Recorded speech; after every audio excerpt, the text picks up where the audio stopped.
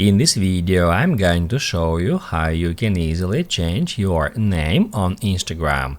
Be sure to watch the video to the very end so you don't make any mistakes, and of course do not forget to like this video and subscribe to my channel. Thanks guys. So let's get started, and first off, open up Instagram app and then go to your profile. That's where we can find our Instagram name just under our profile picture, and the easiest way to change it is go to Meta Account Center. To do that, tap at these three lines, select Settings and Privacy, and then Account Center.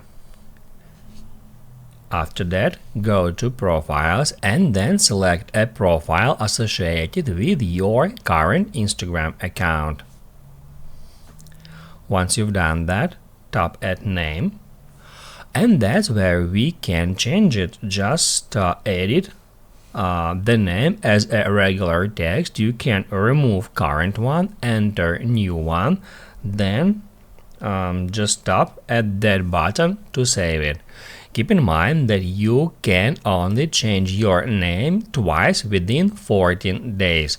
And also, if you have a Facebook account associated with the same Meta Account Center profile, it will change your name on Facebook as well.